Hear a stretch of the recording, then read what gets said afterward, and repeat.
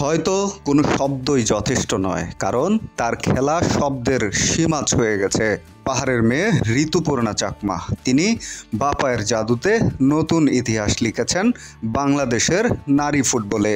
মিয়ানমারের বিপক্ষে এএফসি বাছাইয়ের ম্যাচে দুটি অসাধারণ গোল নয়, যেন বিস্ময়।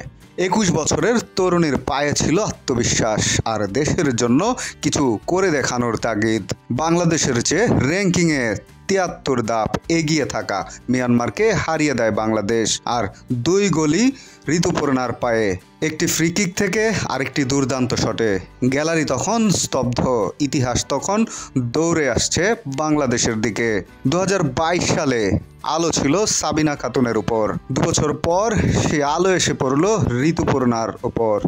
সাফের সেরা খেলোয়াড়ের পুরস্কার যেন তার বাপায়ের শিল্পের স্বীকৃতি। নেপালের বিপক্ষে ফাইনালে বাপায়ের গোলেই স্তব্ধ করে দেন কাঠমান্ডুর গ্যালারি। তার উদযাপন ছিল সাহসিকতার বার্তা।